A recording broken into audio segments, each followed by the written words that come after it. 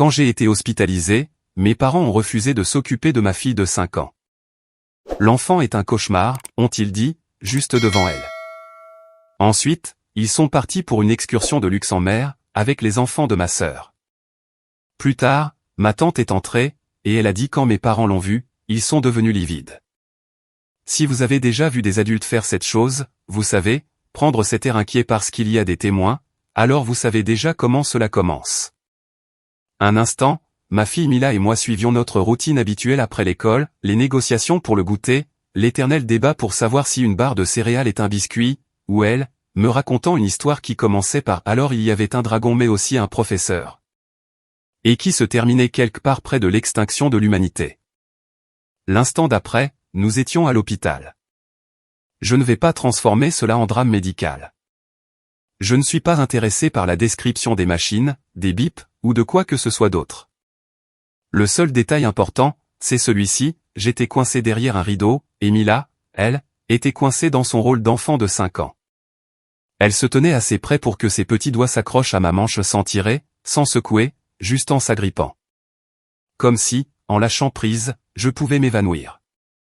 Ses yeux étaient grands ouverts, de cette façon qu'ont les enfants lorsqu'ils essaient d'être braves, parce qu'ils sentent que les adultes autour d'eux ont peur.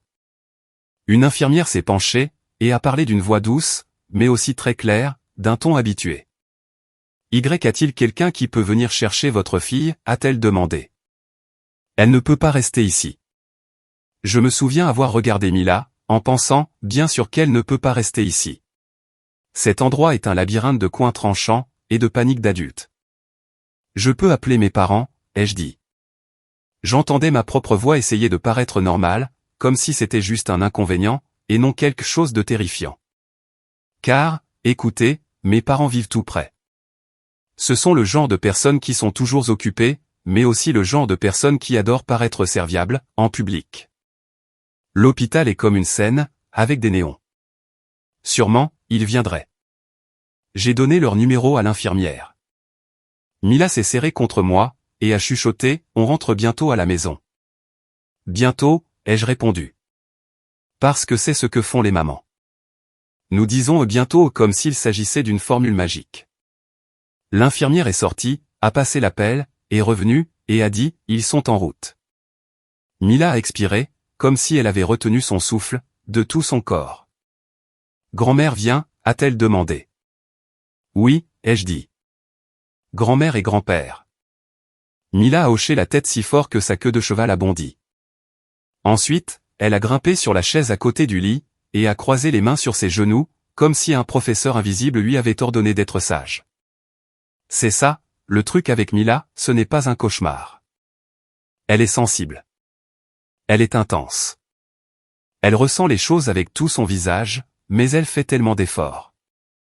Et honnêtement, le seul cauchemar dans cette pièce, c'était la réalisation croissante que je ne pouvais pas, physiquement, la protéger de ce qui allait arriver. Mes parents sont arrivés environ 40 minutes plus tard. Je le sais, parce que Mila demandait sans cesse, dans combien de minutes maintenant? Et moi, je fixais l'horloge comme si je pouvais forcer le temps à obéir. Le rideau a glissé. Ma mère est apparue la première, le visage figé dans une expression inquiète, comme si elle s'était exercée devant son miroir.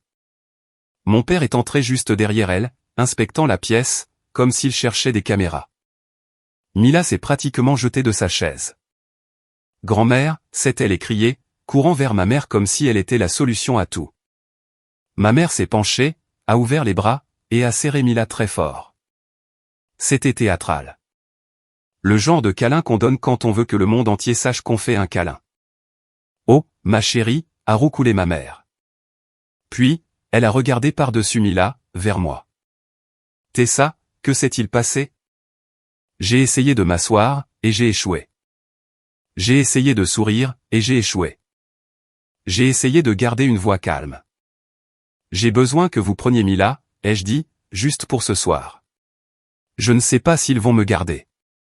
Il y a eu un moment, juste un battement de cœur, où j'ai vraiment cru qu'elle dirait oui. Parce que c'est une demande normale. C'est ce que font les familles. C'est ce que font les grands-parents. L'expression de ma mère a vacillé. Ce n'était pas de l'inquiétude, c'était du calcul. Puis, elle a laissé échapper un petit rire, léger, désinvolte. Le genre de rire que les adultes utilisent quand ils veulent minimiser quelque chose, le rendre insignifiant, ou simplement dire que ce n'est pas leur problème. « Oh, Tessa » a-t-elle dit, et elle n'a même pas baissé la voix. Elle a dit ça, juste là, devant Mila, comme si Mila était une lampe, ou un meuble. Elle est un peu un cauchemar. Tu sais comment elle est. Mila l'a entendu. On a pu voir l'impact. Ses épaules se sont affaissées. Son visage est devenu vide, d'une manière qui m'a glacé le sang. Elle n'a pas pleuré tout de suite, elle s'est juste figée, comme si son petit corps décidait s'il était plus sûr de simplement disparaître. J'ai senti quelque chose se briser en moi. Ce n'était pas de la rage, exactement, mais plutôt de la clarté. Ne dis pas ça devant elle, ai-je dit. Je gardais une voix ferme, parce que Mila me regardait. S'il te plaît, emmenez-la. Mon père a changé d'appui, et a jeté un coup d'œil à sa montre. On ne peut pas, a-t-il dit. Juste ça. Pas d'excuses, pas d'explications. Comme si je lui avais demandé d'arroser mes plantes. Je l'ai dévisagé. Comment ça, vous ne pouvez pas, ai-je demandé. Ma mère a soupiré. Ses yeux se sont tournés vers le poste des infirmières, au-delà du rideau, comme si elle voulait préserver son image intacte. Nous sommes occupés, a-t-elle dit. Nous ne pouvons pas faire ça maintenant. J'ai laissé échapper un son qui n'était ni un rire, ni un sanglot. Je suis aux urgences. La bouche de ma mère s'est contractée. Et tu es réveillé. Tu parles. Tu vas bien. Les doigts de Mila se sont serrés sur ma manche. Elle regardait ma mère comme si elle ne la reconnaissait plus.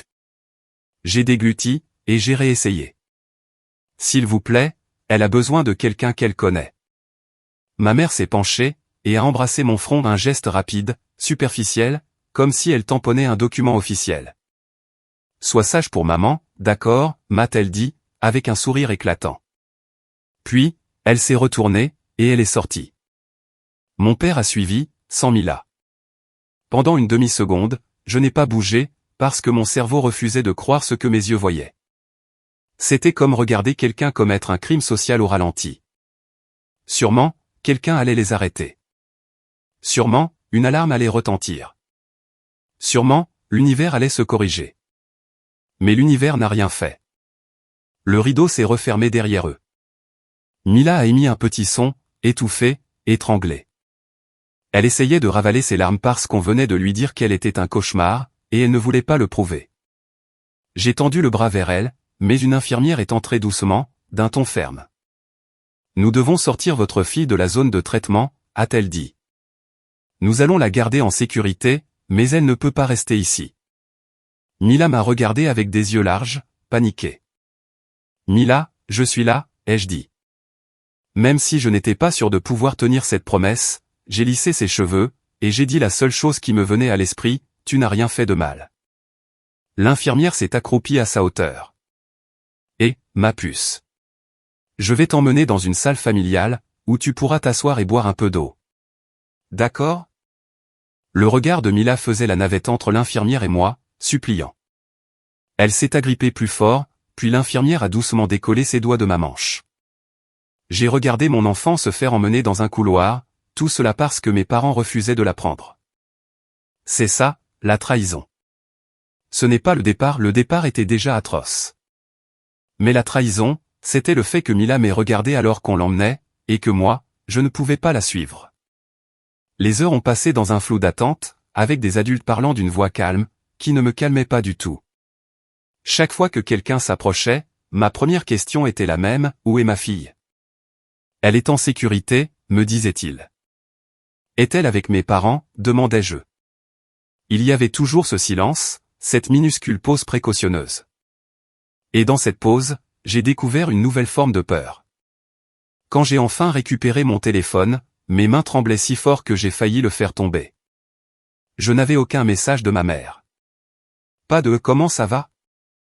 Pas de « as-tu besoin de quelque chose ?» Pas de « Mila va bien ?» Rien. Le lendemain après-midi, quand ils m'ont enfin laissé mon téléphone pour plus de 2 minutes, j'avais des notifications. Sloan avait publié. Ma sœur Sloan, qu'on pourrait appeler le soleil, parce que dans ma famille, tout gravite autour d'elle. Elle avait posté une série de photos, un ciel radieux, des enfants souriants, le bastingage d'un bateau, une dose indécente de bonheur. Et là, en arrière-plan de la troisième photo, il y avait mes parents, souriant à pleines dents, comme si c'était le plus beau jour de leur vie. J'ai fixé l'écran jusqu'à ce que mes yeux me brûlent. Ils n'étaient pas occupés. Ils n'étaient pas coincés. Ils n'étaient pas en train de gérer quelque chose d'important. Ils étaient en excursion de luxe en mer, avec les enfants de ma sœur, pendant que l'hôpital devait organiser une garde d'urgence pour mon enfant. J'ai posé le téléphone très soigneusement et de la même façon qu'on pose un verre que l'on sait sur le point de se briser. Peu de temps après le départ de mes parents, le rideau a bougé à nouveau. Une femme est entrée.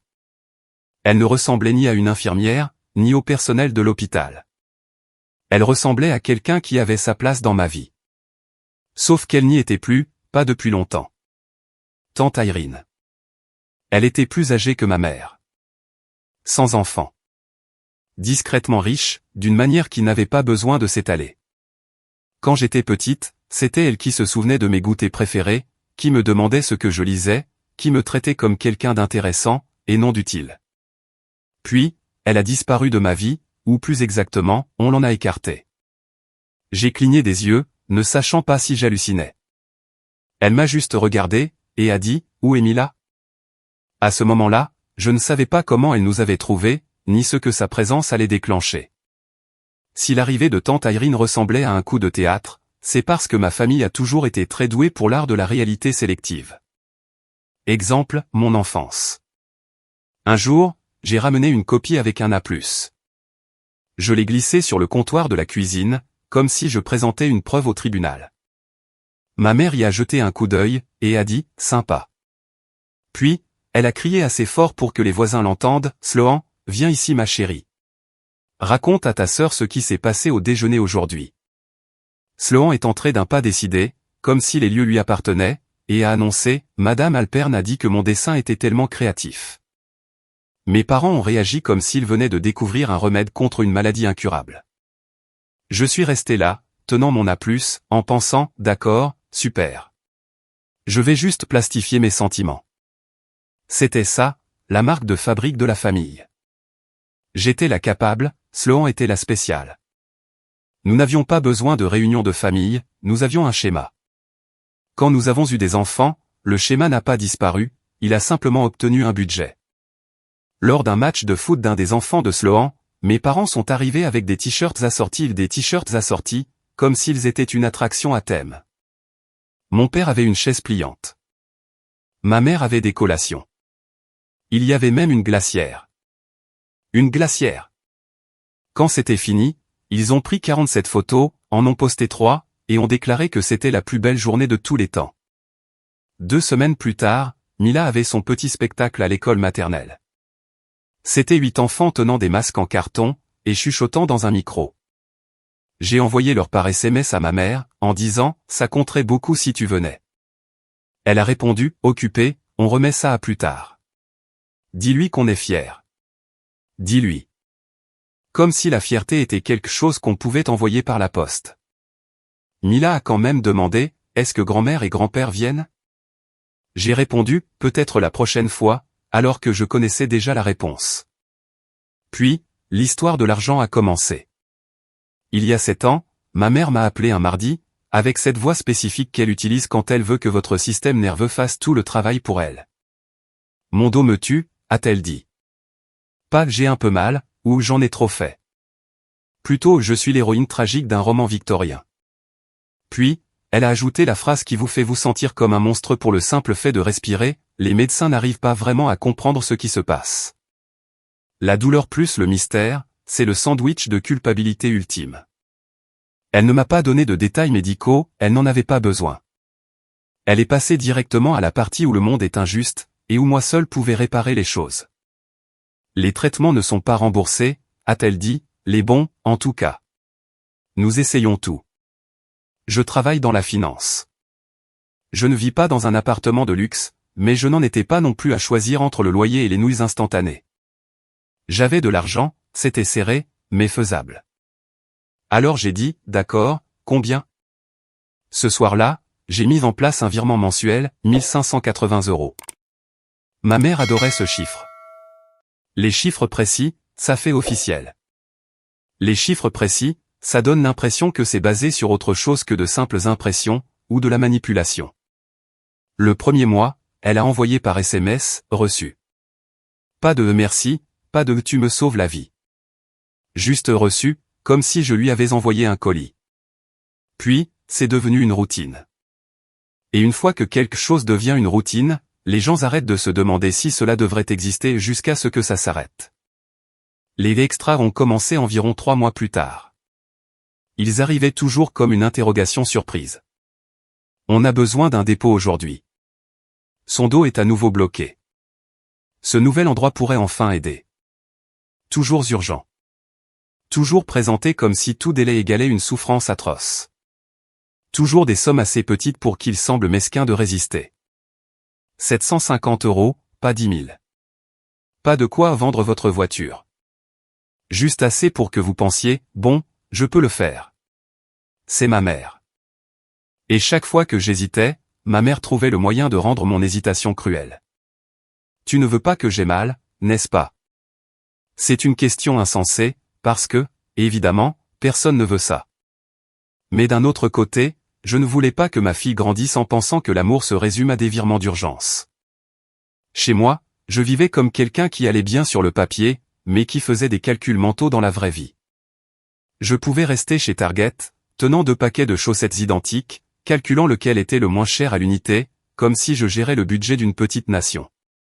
Mila pointait un jouet du doigt en disant « Je peux avoir ça ?» Et je répondais « Peut-être pour ton anniversaire ?» alors que mon compte en banque finançait discrètement le traitement de ma mère, et toute la personnalité de ma sœur. Pendant ce temps, mes parents trouvaient toujours de l'argent pour des choses qui ne ressemblaient pas à de la douleur. Les cheveux de ma mère sont soudainement devenus plus brillants. La montre de mon père est devenue plus belle. La vie de Sloan est restée confortable. Une fois, j'ai vu une photo de ma mère au restaurant avec Sloan, une table couverte d'assiettes, de cocktails, toute cette ambiance du genre on le mérite bien. J'ai regardé la photo, et j'ai pensé, c'est drôle, parce que la semaine dernière, ton mal de dos était apparemment si grave que tu avais besoin que je t'envoie 750 € avant 15 heures précises. Mais je n'ai rien dit, parce que j'étais la capable, la médiatrice, celle qui ne fait pas de bruit. Je me répétais le même mensonge, encore et encore, peut-être que c'est normal. Peut-être que ça ne me regarde pas. Peut-être que je suis paranoïaque. Peut-être que je suis égoïste de seulement le remarquer. Et cela a fonctionné, jusqu'à cette nuit à l'hôpital. Parce qu'on peut trouver des excuses pour beaucoup de choses. On peut justifier un brunch suspect. On peut ignorer un nouveau sac à main. Mais il est difficile d'ignorer votre enfant qui devient silencieux après avoir été traité de cauchemar. Il est difficile d'ignorer vos parents qui quittent les urgences sans elle.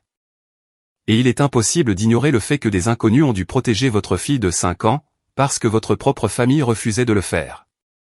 Quand ma tante est arrivée à l'hôpital, elle n'a pas apporté de fleurs, ni de smoothie, ni de discours sur la pensée positive. Elle a posé la seule question qui comptait, où est Mila? Pas comment vas-tu? Pas que s'est-il passé? Juste où est l'enfant? Une infirmière a répondu avant moi.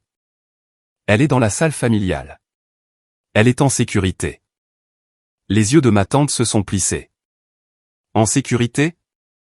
L'infirmière a hésité de cette façon qu'ont les professionnels quand ils choisissent des mots pour ne pas se faire crier dessus. Parce que le personnel est intervenu, a-t-elle dit prudemment. Il n'y avait pas de tuteur disponible.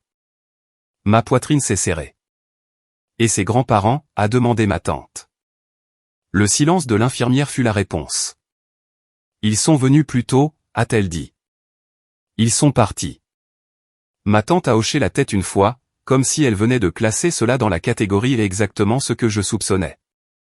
Puis, elle s'est assise près de mon lit, et a pris ma main dans les siennes.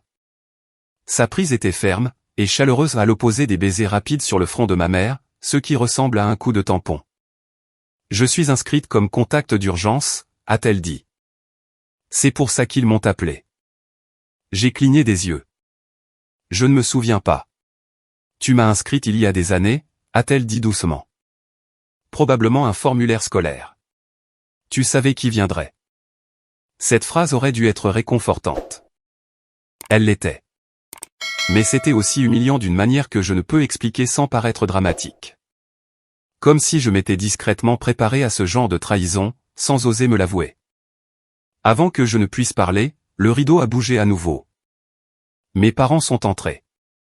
Pas discrètement, pas nerveusement. Ils sont entrés comme s'ils s'apprêtaient à reprendre le contrôle d'une scène, comme si l'hôpital n'avait fait que garder ma place, en attendant leur retour. Le visage de ma mère respirait l'inquiétude. Les sourcils de mon père étaient froncés dans un air sérieux. C'était une bonne performance. Mes parents sont très doués pour avoir l'air de parents. Puis, ma mère a vu ma tante assise à côté de moi. Son visage inquiet s'est évaporé si vite que c'en était presque impressionnant. Mon père s'est arrêté net. Ses yeux ont fait l'aller-retour entre l'infirmière, l'assistante sociale debout derrière elle, puis sont revenus vers ma tante. Il comptait les témoins. C'est là que j'ai compris pourquoi ils étaient revenus, pas parce qu'ils regrettaient soudainement d'avoir abandonné Mila, mais parce qu'une autorité officielle les avait rappelés. L'assistante sociale s'est raclé la gorge. Merci d'être revenu. Nous devons documenter ce qui s'est passé plus tôt, concernant l'enfant mineur. La voix de ma mère est devenue mielleuse. Bien sûr. Nous étions juste un peu confus sur ce qu'il fallait faire. Il y a eu un malentendu. Ma tante n'a pas élevé la voix. Elle n'en avait pas besoin. Vous avez laissé votre petite fille dans un hôpital, a-t-elle dit. Ma mère a cligné des yeux rapidement. Nous ne l'avons pas laissée. Nous. Vous êtes parti, a dit ma tante, d'un ton calme et clair. Et vous ne l'avez pas emmenée. La mâchoire de mon père s'est contractée. Cela n'a pas besoin de se passer devant un public. Ma tante a penché la tête. Vous avez rendu l'affaire publique quand vous avez abandonné un enfant dans un lieu public. Ma mère a essayé de reprendre le dessus. Vous savez comment était ça, a-t-elle dit, avec un petit rire comme si nous étions tous amis lors d'un brunch. Elle transforme toujours tout en crise. Elle n'aide jamais. Et maintenant, c'est nous les méchants. Je l'ai fixé. N'aide jamais. Ma tante a regardé ma mère comme si celle-ci venait d'essayer de lui tendre un prospectus pour quelque chose dont elle ne voulait absolument pas. Ce n'est pas la version qu'à l'hôpital, a dit ma tante. Et ce ne sera pas la version qu'on entendra chez moi. La bouche de ma mère s'est ouverte, puis refermée. Ses yeux se sont à nouveau tournés vers l'assistante sociale. Elle sentait le contrôle lui échapper. L'assistante sociale a parlé avec douceur, mais fermeté. Si vous refusez de prendre la garde ce soir, nous avons besoin d'une déclaration officielle. Le visage de ma mère s'est crispé. Nous ne refusons pas. Ma tante s'est tournée vers l'assistante sociale. Ils ont refusé plus tôt. C'est pour cela que vous m'avez appelé. L'assistante sociale a consulté ses notes, et a hoché la tête. Cela correspond à notre rapport. Ma mère est devenue livide pas de façon exagérée, mais d'une manière très humaine, très effrayée. Le regard de quelqu'un qui réalise qu'une trace écrite existe désormais. Mon père s'est raclé la gorge. Où est Mila? Dans la salle familiale, a dit l'infirmière, avec le personnel. Ma tante s'est levée. Elle vient avec moi. La tête de ma mère s'est redressée brusquement. Pardon? Je la prends ce soir, a dit ma tante, et demain, et aussi longtemps qu'il le faudra. La voix de ma mère a monté d'un ton. Tu ne peux pas simplement emmener notre petite fille. Ma tante n'a pas scié. Vous avez eu votre chance. L'assistante sociale a regardé ma tante. Vous êtes bien inscrite comme contact d'urgence, n'est-ce pas? Oui, a répondu ma tante. L'assistante sociale a hoché la tête. Dans ce cas, nous pouvons documenter le transfert de garde temporaire vers vous. Le visage de ma mère a fait quelque chose d'atroce. Elle a essayé de sourire, et elle n'a pas pu. Elle s'est tournée vers moi, la voix soudainement douce. Chérie, on va prendre Mila maintenant. On était juste un peu dépassés tout à l'heure. J'entendais encore ces mots, comme s'ils résonnaient sur les murs de l'hôpital, l'enfant est un cauchemar. Je n'ai pas répondu. Ma tante a demandé à l'infirmière d'amener Mila. Quand Mila est entrée, elle n'a couru vers personne. Elle marchait lentement, comme si elle ne faisait plus confiance à ce qui l'entourait. Elle m'a regardé d'abord, puis ma mère, puis est revenue vers moi. Ma tante s'est accroupie à sa hauteur. « Salut, ma puce », a-t-elle dit. « Je vais rester avec toi ce soir. » Les yeux de Mila se sont agrandis. « Tu m'emmènes ?» « Oui », a dit ma tante. « Ta maman va aller bien. Et toi, tu vas être en sécurité. » Mila m'a regardé, comme si elle avait besoin d'une permission. J'ai hoché la tête, la gorge trop serrée pour parler. Mila s'est alors appuyée contre ma tante, comme si elle avait porté son propre poids toute seule pendant des heures, et qu'elle était enfin autorisée à s'arrêter. Ma mère a émis un petit son, comme si elle voulait protester. L'assistante sociale n'a même pas levé les yeux. « C'est documenté », a-t-elle dit. Mes parents sont repartis. Et cette fois, la pièce ne semblait pas plus vide, elle semblait plus propre. Après le départ de Mila avec ma tante, la chambre est devenue silencieuse, d'une manière qui aurait dû être apaisante. Mais ce n'était pas le cas. J'avais l'impression que quelqu'un avait baissé le volume de ma vie, me laissant seul avec cette part de moi que j'évitais depuis des années. Je fixais le plafond, essayant de me reposer. Mais mon cerveau passait une scène en boucle, ma mère disant « l'enfant est un cauchemar », comme s'il s'agissait d'une blague. Comme si Mila n'était pas juste là, devant elle. Je n'ai pas revu ma tante cette nuit-là. C'était logique. Mila avait besoin d'un adulte. Moi, j'avais besoin de recoudre les morceaux de ma vie, pas de faire la conversation. Le lendemain matin, quand l'hôpital m'a enfin permis de m'asseoir sans être entouré de personnel, ma tante est revenue. Elle avait l'air fatiguée. Pas d'une fatigue fragile, mais d'une fatigue déterminée. Ce genre de fatigue qu'on ressent quand on a passé la nuit avec un enfant qui n'est pas le nôtre, mais qui essaie de toutes ses forces de ne pas pleurer. Elle s'est assise, a expiré, et a dit « Mila s'est endormie en me tenant la main. » Ma gorge s'est serrée. Elle allait bien. Elle avait peur, a dit ma tante simplement. Mais elle va bien. Elle est en sécurité. Puis, elle a marqué une pause, et son expression a changé pour devenir presque gênée. Comme si elle s'apprêtait à dire quelque chose qu'elle n'aimait pas dire. « J'ai besoin que tu saches une chose », a-t-elle ajouté. Je me suis préparé au pire. Il parle de toi depuis des années, a dit ma tante. Tes parents. Pas fort, pas d'une manière qu'on pourrait prouver juste de petits commentaires, de petites histoires. Mon estomac s'est noué. Quel genre d'histoire? Ma tante m'a regardé droit dans les yeux. Que tu ne les aides jamais, que tu es égoïste, que tu es toujours trop occupé, que tu rends tout difficile. Je l'ai fixée, stupéfaite. Ma tante a ajouté, la voix un peu plus serrée, même si c'était vrai, cela n'excuserait toujours pas ce qu'ils ont fait hier soir. On n'abandonne pas un enfant. On ne dit pas des choses pareilles devant elle, avant de s'en aller. Pendant une seconde, je n'ai entendu que la phrase même si c'était vrai. J'ai cligné des yeux. Comment ça, même si c'était vrai? Ma tante a froncé les sourcils. Je veux dire, c'est ce qu'ils ont raconté. Je ne dis pas que je le crois, maintenant. Je dis que ça n'a pas d'importance. Ce n'est quand même pas correct. Je suis resté là, à la regarder comme si elle parlait une langue étrangère. Ils vous ont dit que je ne les aidais jamais, ai-je répété. Ma tante a hoché la tête une fois. Oui. Quelque chose dans ma poitrine est devenu froid, et tranchant. Je leur envoie de l'argent tous les mois, ai-je dit. Et les mots sont sortis d'un coup, à plat, comme si ma bouche ne m'appartenait plus. Depuis des années. Le visage de ma tante n'a pas changé tout de suite. Elle avait juste l'air confuse, comme si elle attendait la chute d'une plaisanterie. J'ai dégluti. Un virement mensuel, de 1580 €. Ma tante est devenue totalement immobile. T'es ça? Je pensais que c'était pour les problèmes de dos de ma mère, ai-je continué. Des traitements, des choses que l'assurance ne couvrait pas. C'est ce qu'ils m'ont dit. Et puis, il y avait des paiements supplémentaires, quand elle avait une crise ou quand il fallait verser un acompte. La bouche de ma tante s'est légèrement entr'ouverte. Elle ne disait rien. Elle fixait juste le vide. Et ce regard m'a fait un choc, parce que soudain, j'ai réalisé à quel point c'était absurde, une fois dit à voix haute. À quel point c'était incroyable pour quelqu'un qui avait entendu l'histoire inverse, pendant des années. Vous ne me croyez pas, ai-je dit. Le regard de ma tante a croisé le mien. J'essaie de digérer l'information. Je sais, ai-je répondu, la voix tremblante. Je sais ce que ça semble être. C'est pour ça que je ne voulais rien dire. C'est pour ça que je ne voulais pas faire le calcul total. Mes mains tremblaient quand j'ai attrapé mon téléphone.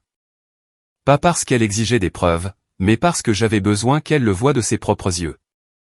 J'avais besoin que quelqu'un voie la vérité. Je peux vous montrer, ai-je dit doucement. Je n'ai pas le total exact en tête, mais c'est là. Ma tante ne bougeait pas. Elle a juste hoché la tête lentement, comme si elle craignait qu'en bougeant trop vite, tout cela ne devienne réel. J'ai ouvert mon application bancaire, et j'ai fait défiler les opérations. Mois après mois. 1580 €. Le même chiffre qui se répétait, comme un battement de cœur. Ma tante s'est penchée en avant, sans même s'en rendre compte. Elle a porté sa main à sa bouche. Oh, a-t-elle chuchoté. J'ai continué à faire défiler. Ma gorge me brûlait. Ça fait 7 ans, ai-je dit.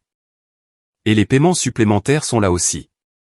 La mâchoire de ma tante s'est littéralement décrochée. Pas de façon dramatique, mais d'un air assommé, silencieux, ce qui était pire que des cris. Ils m'ont dit, a-t-elle commencé lentement, comme si les mots étaient douloureux à prononcer, que tu ne les avais jamais soutenus, que tu refusais de les aider. J'ai ri une fois, d'un ton sec et amer. Apparemment, je suis égoïste, mais je sers aussi de distributeur automatique. Ma tante a de nouveau fixé l'écran, puis m'a regardé, et quelque chose a changé dans son visage. Ce n'était pas de la pitié, c'était de la reconnaissance. Ils m'ont menti, a-t-elle dit très bas. Puis, elle a baissé les yeux vers les chiffres, et a ajouté, encore plus doucement, et s'ils m'ont menti à moi, alors ils t'ont menti à toi aussi. Elle n'a rien dit de spectaculaire après ça. Elle n'a pas promis de vengeance. Elle n'a pas fait de discours. Elle est juste restée assise là, un moment, à fixer mon téléphone comme si cela allait finir par avoir un sens, si elle regardait assez longtemps. Le temps que je sorte de l'hôpital, et que je retrouve mon propre canapé, encore endolori et épuisé, elle m'envoyait déjà des listes par SMS. Pendant la semaine qui a suivi, nous avons travaillé par petites touches silencieuses, tandis que Mila coloriait à la table de la cuisine, et que ma tante s'assurait qu'elle se sente en sécurité. Nous avons récupéré les relevés. Nous avons rassemblé les captures d'écran des SMS urgents. Nous avons aligné les dates. Nous n'avions pas besoin de drame, le schéma lui-même était bien assez dramatique. Ensuite, ma tante a engagé un comptable spécialisé et un détective privé non pas pour pirater des comptes, mais pour retracer ce qui pouvait l'être à partir de mes dossiers, construire une chronologie, et vérifier ce que mes parents prétendaient. Par rapport à ce qu'ils faisaient réellement en public. Quand le premier rapport préliminaire est arrivé, ma tante a glissé un dossier mince sur la table de ma cuisine, et a dit, ce n'est que le début. Je l'ai ouvert, et j'ai vu ma vie résumée en un tableau propre. J'ai levé les yeux. Et maintenant? Ma tante a croisé les mains. Nous n'allons pas les affronter à la maison, a-t-elle dit. Nous allons le faire là où ils ne pourront pas réécrire l'histoire. Mon cœur a bondi. Où ça? Elle a croisé mon regard. Devant tout le monde, a-t-elle dit. Mes parents adorent les réunions de famille autant que les acteurs adorent les soirs de première. C'est là qu'ils contrôlent le récit. Quelques semaines plus tard, il y a eu un rassemblement. Tout le monde était là, la famille, les cousins, quelques amis proches. Ma mère rayonnait, jouant les hôtesses comme si de rien n'était. Mon père rôdait à proximité, surveillant la salle comme s'il vérifiait les issues de secours. Mila restait près de moi. Ma tante est arrivée discrètement. Pas d'annonce, pas d'agitation, juste du calme. Le sourire de ma mère est devenu trop brillant quand elle l'a vu. Irene, quelle surprise! Ma tante a souri poliment, pas chaleureusement, juste poliment. Ma mère a flotté à travers la pièce, s'assurant que tout le monde la voit être merveilleuse.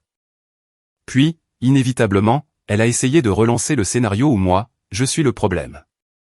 Elle a ri, et a dit à un parent, assez fort pour que les gens entendent, vous savez comment était ça toujours dramatique, elle a toujours besoin de quelque chose. Quelques personnes ont ri. C'était un réflexe. C'est comme ça que les scénarios fonctionnent. La main de Mila s'est serrée dans la mienne. Ma tante a fait un pas en avant. J'aimerais que tout le monde écoute un instant, a-t-elle dit. Elle n'a pas crié. Elle n'a pas supplié. Elle a parlé comme quelqu'un qui avait déjà décidé que la conversation aurait lieu. La pièce est devenue silencieuse, au ralenti. Ma mère a cligné des yeux. Irene, qu'est-ce que c'est que ça? Ma tante a ouvert son dossier, et a dit, vous racontez aux gens, depuis des années, que Tessa ne vous aide jamais. Le sourire de ma mère a tressailli. Eh bien. Ma tante a levé une main. J'ai vu les preuves. Pendant 7 ans, a dit ma tante, Tessa vous a envoyé 1580 € chaque mois. Le visage de ma mère s'est vidé de son sang, la mâchoire de mon père s'est contractée. Le sourire de ma sœur a vacillé. Ma tante a continué, d'une voix ferme, 84 paiements, cela fait un total de 132 720 €. Quelqu'un a chuchoté, ce n'est pas possible. Ma tante n'a même pas regardé la personne. Il y a eu aussi 42 paiements supplémentaires, que vous avez demandés en urgence, de 750 € chacun, ce qui fait un total de 31 500 €. Elle a regardé autour d'elle, et a annoncé le total comme si elle lisait un verdict, 164 220 €. Ma mère était livide. Mon père fixait le sol. Ma sœur avait l'air d'avoir reçu une gifle. Ma mère a essayé de se reprendre. Tessa a proposé d'elle-même. Le ton de ma tante est resté calme. Ces paiements étaient liés à une histoire, le traitement de ton mal de dos. La voix de ma mère a monté d'un ton. Mon mal de dos est réel. Ma tante a hoché la tête une fois. Ce n'est pas la question, ce soir. Elle a brandi une capture d'écran imprimée. Voici ton message, à compte du aujourd'hui, sinon ils annulent le programme. Un autre, son dos est encore bloqué. On a besoin de 750 avant 15 heures. Un autre, ce prochain traitement pourrait enfin aider. Elle a regardé l'assistance.